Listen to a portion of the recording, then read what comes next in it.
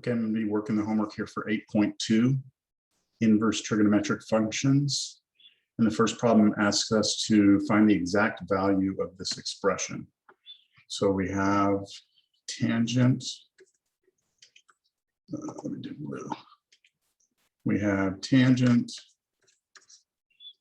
of cosine inverse of root 3 over 2.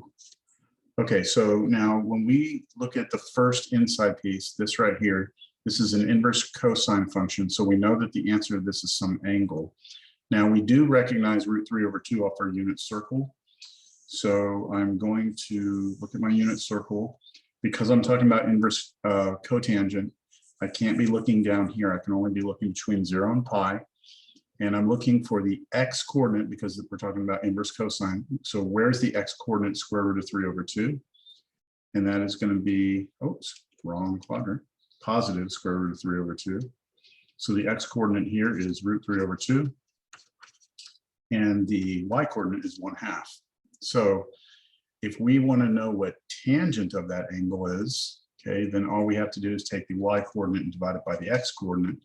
And so that we'll get 1/2 over square root of 3 over 2. And if you flip and multiply by the reciprocal, the 2 goes on top, root 3 goes on the bottom. 2's cancel, and you just get 1 over the square root of 3. Now let's see if it'll take that as an answer. So 1 over square root of 3. Hopefully they don't need us to rationalize the denominator. Okay, took it, good. All right, next problem is cosecant of tangent inverse of square root of 3 over 3.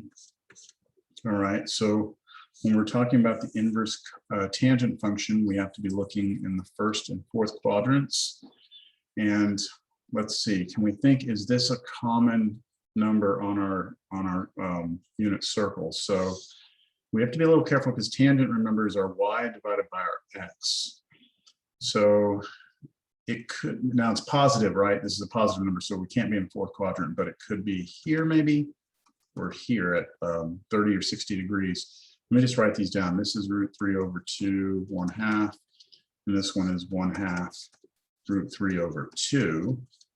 And so which of those would give us this number if we did y over x? And I'm doing y over x because we're talking about inverse tangent. So if I take, how about this one here? If I take the y coordinate divided by the x coordinate and then flip root 3 over 2 times 2 over 1, 2's cancel, and I just get root 3. So that's not it because that's root 3 over 3. All right, how about this one? We did this one a second ago. And we said that we came out with 1 over root 3.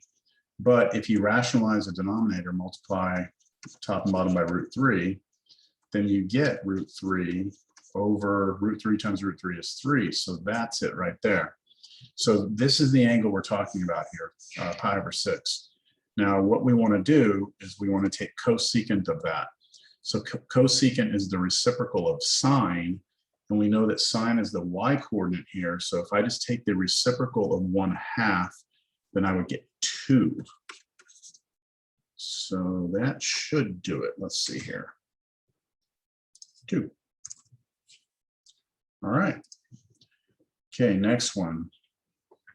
So we have secant of inverse sine of negative root 2 over 2. All right, so we're talking about arc sine, so we can only be in the first or fourth quadrants. We want sines, we're talking about the y coordinate. What angle do we get a y coordinate of negative root 2 over 2? And that should be right here at negative 45 degrees. So this is negative root 2 over 2 for the x coordinate and also for the y coordinate. And so that's the angle we're talking about, and we want secant of that, which is the reciprocal of cosine. We know cosine is this x coordinate. So if we take its reciprocal, we would get negative 2 over root 2. So just flip it over. So let's see if it takes that. So we get negative 2 over square root of 2. All right. Are they going to want us to rationalize? What the heck? Secant. Yeah, so they secant. This seems wrong. Okay, I see what they've done. Oh, you know what? I see my problem. Okay, my problem is where is it? Sorry, that should be a plus. Sorry, so my answer should have been plus. That's my mistake. But if we do 2 over root 2, and then again we rationalize, then on top we get 2 root 2, and on the bottom root 2 times root 2 is 2, and then the 2's cancel and you just get root 2. Okay, it probably would have taken positive root 2 over 2, but it's just, again, it's me making stupid mistakes. Okay, next question. All right, so this one. We have cosine inverse of sine of 11 pi over 6. All right, so 11 pi over 6 is a common angle. We know that we can take sine of 11 pi over 6, the y coordinate at 11 pi over 6. So if we count by pi over 6s, we got 1 pi over 6, 2 pi over 6, 3 pi over 6, 4, 5, 6, 7, 8, 9, 10, 11 right here.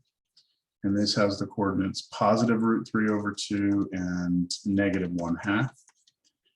And so sine of this, okay, sine of that would be the negative 1/2, the y coordinate. And now at this point, we have to start over because we're talking about inverse cosine. We can only be looking in the first and second quadrants, and we're asking when is the x coordinate negative 1/2, and that should be up here, right there. So this should be negative 1/2 root 3 over 2. So what we need is an angle here, okay? Because the inverse cosine of something will always be an angle. So what is that angle here?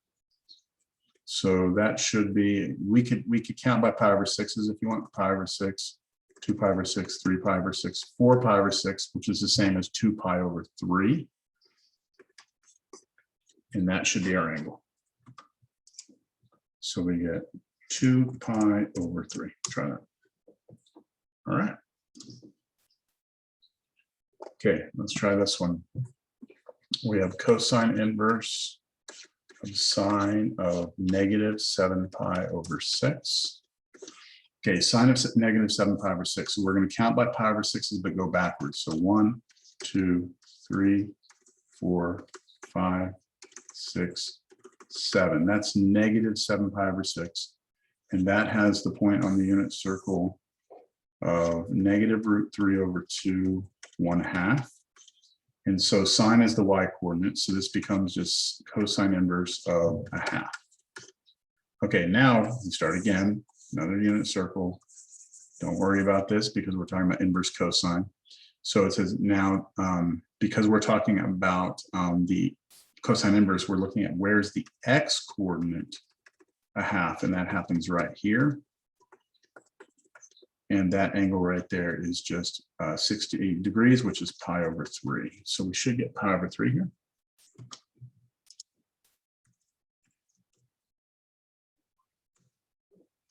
There we go. All right. Now, cotangent of inverse sine of negative root 2 over 8. Okay, now inverse sine of negative root 2 over 8. This should be an angle, right? But see here, that's not a common number on our unit circle. So because it's not a common number, we're going to have to do this that other way that I showed everyone, and that was using a reference triangle. So we know that theta is the inverse sine of negative root 2 over 8. And that means that sine of theta is equal to negative root 2 over 8. And that's your opposite over your hypotenuse, because that's what sine means, right? And so I'm going to draw a right triangle.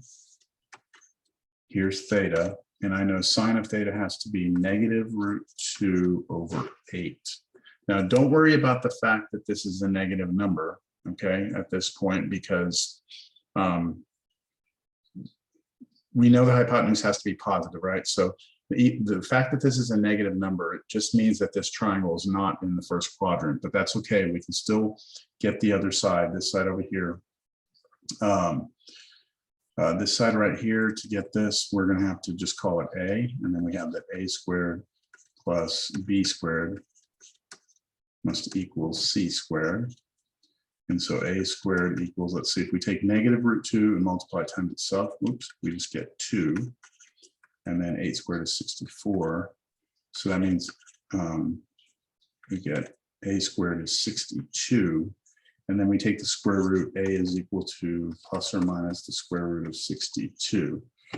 Let's see, I think let's see, does 4 go into that?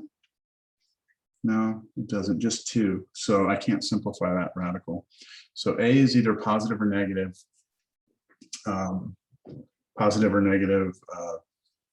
√62. Okay, so let's think about this. If this is where things get a little bit tricky here. If we're saying inverse sine of this, right, and we're saying inverse sine of -√2/8 is some angle, right, then we're saying where is sine of something negative, right? And remember, in our inverse sine is only defined in the first, fourth quadrants. So if we're saying sine is negative, then that means that we must be down here. The angle must be down here somewhere, so that the y coordinate, which is sine, is our -√2.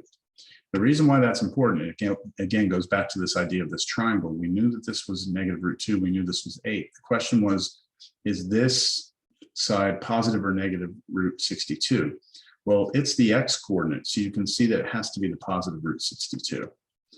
Okay, so this right here is going to be positive √62. And now finally, we want to know what cotangent of that angle is. So we just go off our circle, our triangle. Cotangent is the reciprocal of tangent. Tangent would be this over this, right? Opposite or adjacent, but cotangent would be adjacent over opposite. So our answer should be √62 over -√2, which I can turn into negative, bring the negative out front, and I can do 62 over 2 like that. So it should be -√31. All right, let's go for this. Tricky problem.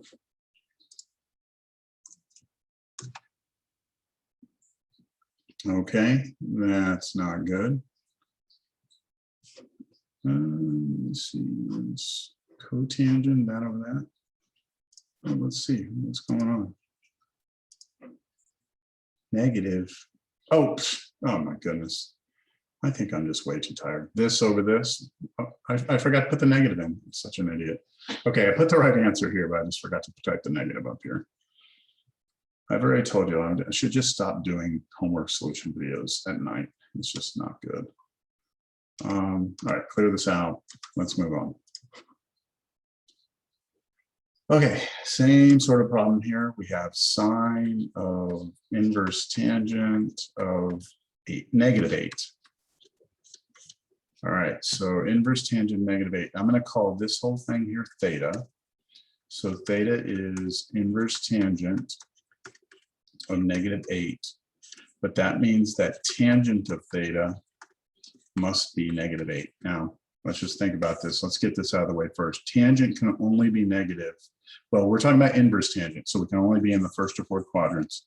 But tangent can only be negative if we're in the fourth quadrant. So we know that when we draw this triangle, triangle's actually going to be kind of upside down like that. So I'm still going to draw it like this, but let's just remember which quadrant it's in. Now, tangent is -8 means -8 over 1, and this would be our opposite over our adjacent. You know what? Let's do it in here. Let's do it here. Okay, so our opposite side right here would have to be -8. And you can see that's right because you come down 8 to get to this point.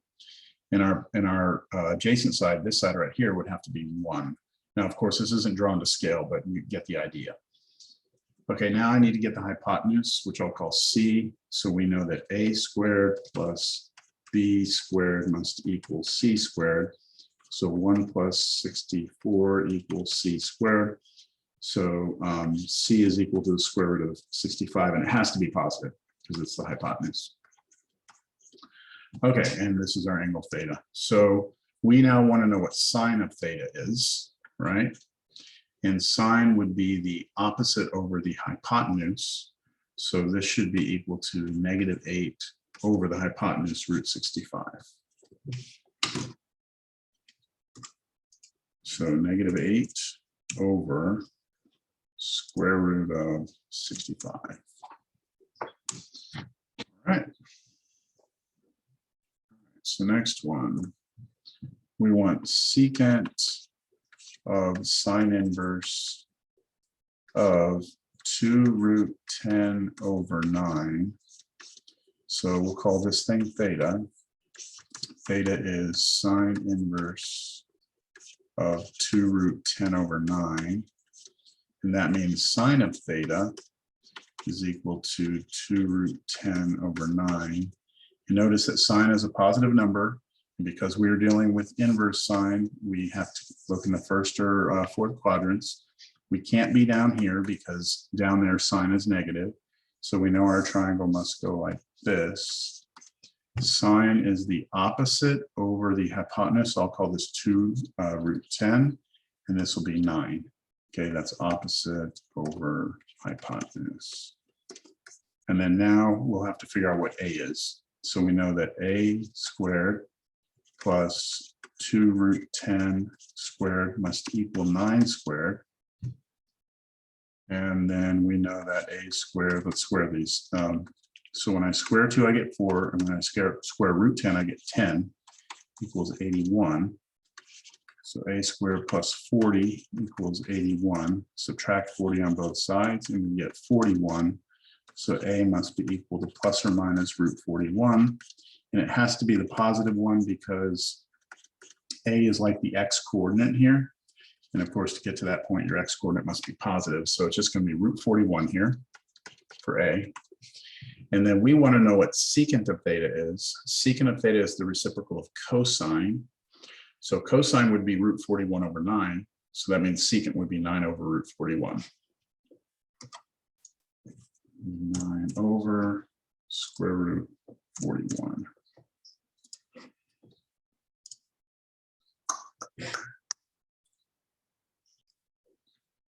Okay, next one. So now we switch it up a little bit here. Notice that the inverse trig function is on the outside, and we have a regular trig function on the inside. And so we should be able to figure out what cosine of 5 pi over 4 is, because we know where 5 pi over 4 is. Well, I hope we do. That's 1 pi over 4. Sorry, that's not right. This is pi over 4, 2 pi over 4, 3 pi over 4, 4 pi over 4. Here's 5 pi over 4. On the unit circle, that is negative root 2 over 2, negative root 2 over 2. And so that angle right here, right, whatever it is, that's that, I'm sorry, 5 pi over 4. When we do cosine of that, we get the x coordinate, which should be negative root 2 over 2. Now we're dealing with an inverse trig function, inverse sine. So what we need to do is kind of clear our minds here. Let's go to a unit circle. Let's only look in the first and fourth quadrant because we're talking about inverse cosine. And we're trying to find the angle that gives us a y coordinate of negative root 2 over 2, which would be down here at negative 45 degrees, right? So remember, this is an angle. We're looking for that angle which spits out a y coordinate here, but we have to be in first or fourth quadrant. So that's this angle here. Remember, you can't go around, so you have to go backwards. So that's negative 45, which I'm going to put as negative pi over 4.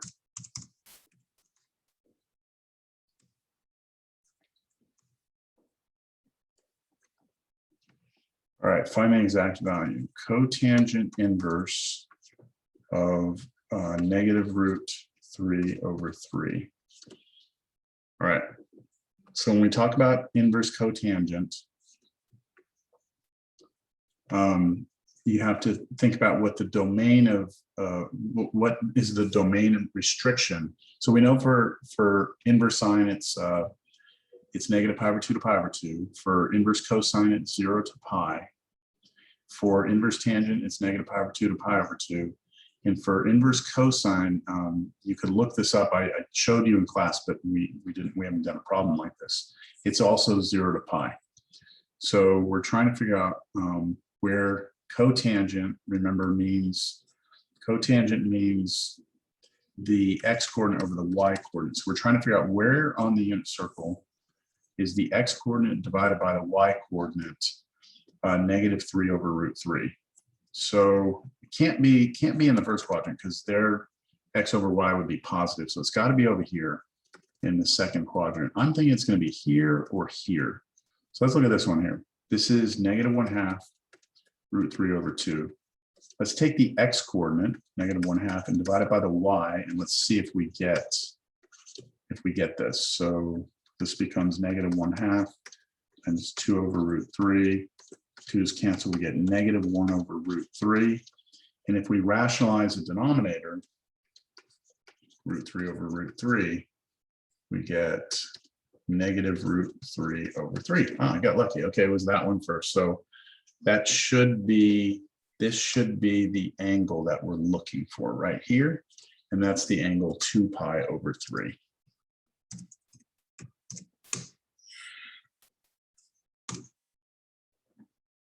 All right, clear here. So now same sort of problem. We want to find the exact value of cosecant inverse of 2. So cosecant inverse, we should probably, I'm thinking if I should bring up the domain stuff for this. Let me see if I can bring it up easily. Should have this in the notes. Let me see if I can find this real quick. Here we go. I actually have it. Okay, so here's cosecant inverse. The restriction we have is that y must be between negative pi over 2 and pi over 2 for cosecant inverse. So when we're doing this problem, we need to make sure we're only looking in the first and fourth quadrants. And what we need is that cosecant, which remember, cosecant's like the reciprocal of sine. So we're trying to figure out where the y coordinate, right? Because we're really trying to figure out where sine of some angle would be equal to 1/2, because the reciprocal of that would give us the 2. So sine is positive in the first quadrant. So we know we're not down here. And where is the y coordinate 1/2? That's going to happen right here at 30 degrees, right? We got root 3 over 2, 1/2. So in other words, this is saying, hey, we have an angle, right? And cosecant of that angle equals 2, which is the same as saying that sine of that angle is 1/2. Maybe I should have just done it that way to begin with. I think it makes a little more sense.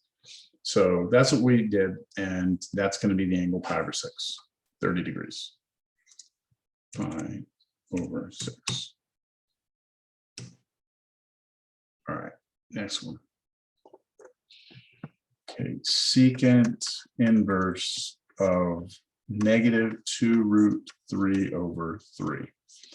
All right, so I'll bring up that page again so we can see it here. Secant inverse is defined between 0 and pi. So we are only allowed to look here between 0 and pi. And let me do it this way. This is some angle, right? And it means that secant of that angle must be negative 2 root 3 over 3. But secant's the reciprocal of cosine. So this means that cosine of the angle must be 3 over negative 2 root 3. And the thing is, that doesn't look like one of our common numbers here, right? So we're trying to figure out where's the x coordinate this. It doesn't look common, but if we rationalize, then what we get is on the top, we get 3 root 3. On the bottom, we have negative 2, and then root 3 times root 3 gives us 3. those threes cancel and we get root 3 over -2, which is same as negative root 3 over 2. Okay, so we want to know where cosine is the x-coordinate. Where's the x-coordinate negative root 3 over 2? And that should happen right here. Right, negative root 3 over 2, 1/2. So the x-coordinate's that. So what is that angle? 5 pi over 6.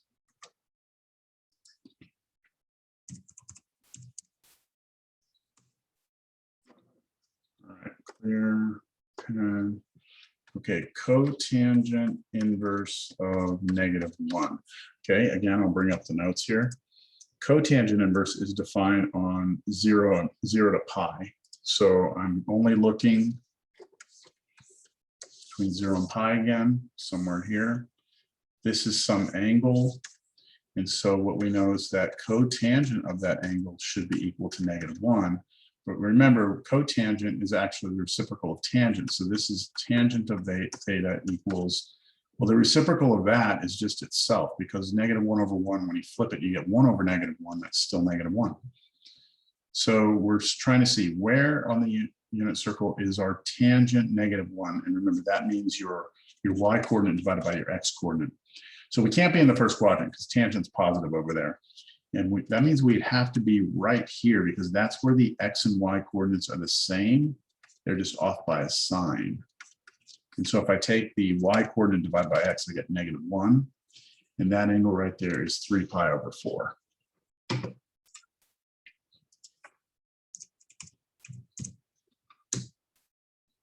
What's going on here?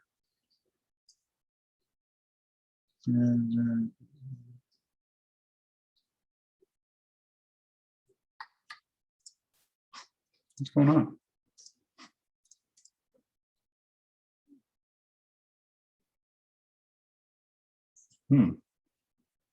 Okay, pause this. I gotta check this.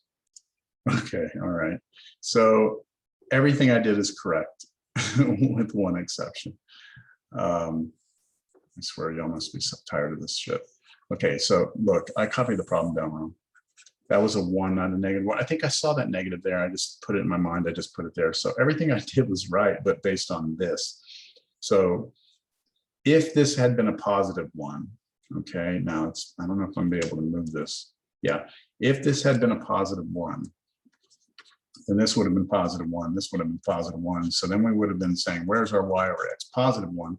So we wouldn't have been in the second quadrant, we would have been right here. And that's where our x and y coordinates are exactly the same. So when you take y over x, you get 1. Okay. Jeez. All right, so this is a calculator problem. Secant inverse of 3. So I'm just gonna let you use your calculator. Well, you know what? No, I should do this one because a lot of you don't, your calculators don't have this. So let me show you how you can do this. All right. Okay, so to do this, we want to know what secant inverse of 3 is, right? So this is some angle, theta. What that means that secant of theta must equal 3, right? Okay, well, secant of theta equaling 3 means that cosine of that angle must be the reciprocal, 1/3. And now this means that cosine inverse of 1/3 must be theta. So I'm going backwards now. So I'm going from this to the definition of the inverse cosine. And see, the reason I did that is because I had this key on my calculator, cosine inverse key. So if you ever want to do secant inverse of some number like 3, then on your calculator, do cosine inverse of its reciprocal. Another example, if it was secant inverse of 5, then on your calculator, you do cosine inverse of 1/5. Okay, so I'm now going to trust that you can do that on your calculator and get the answer. And oh, I guess I'm going to have, all right, I'm going to have to do it. And they want it in radian, so I make sure I'm in radian mode. I do cosine inverse of 1/3, 1 divided by 3. And I'm going to round to the nearest hundredth. So I'm getting 1.2309. So 10th hundredth is the 3, so this should just be 1.23. Okay. Same sort of concept here. Let's try this. We want to do cotangent inverse of the square root of 6. Okay, let's call this theta. So if that's theta, that means that cotangent of theta must equal root 6. But tangent theta must be the reciprocal, so 1 over root 6. And then tangent inverse of 1 over root 6 must be equal to theta. And I'm doing this again because my calculator has that tangent inverse key. So I'm going to do tangent inverse of 1 divided by the square root of 6. And I get, oops, I'm missing the parentheses.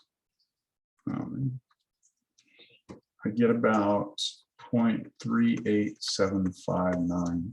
I want to round to the nearest hundredth, so I'm going to round to this 8th position. There's a 7 next to it, so it should be rounded up to a 9.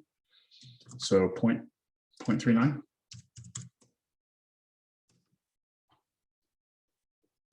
Same thing. Okay, same thing. So cosecant inverse of -3/2. So let's see if you understand this now. Since I don't have a cosecant inverse key on my calculator, but because cosecant is the reciprocal of sine, I can do sine inverse of the reciprocal of that. And that I can do on my calculator. So sine inverse of 2 divided by -3.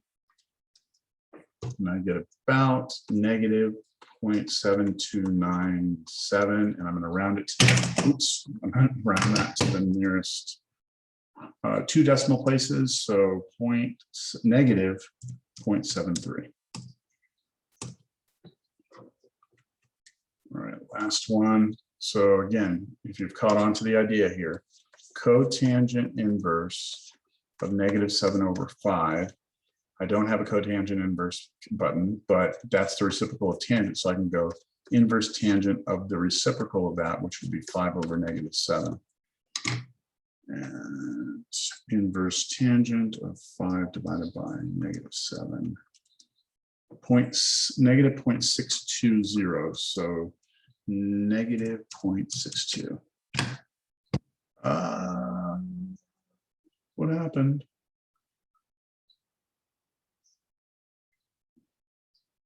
What the heck?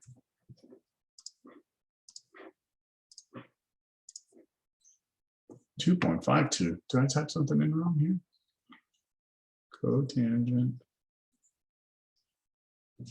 Oh, something is wrong. Okay, let me try this again. Okay, this is theta. Theta is cotangent inverse of -7/5.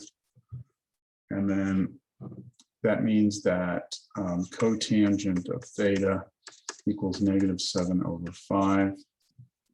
But that means the reciprocal tangent of theta equals 5/-7.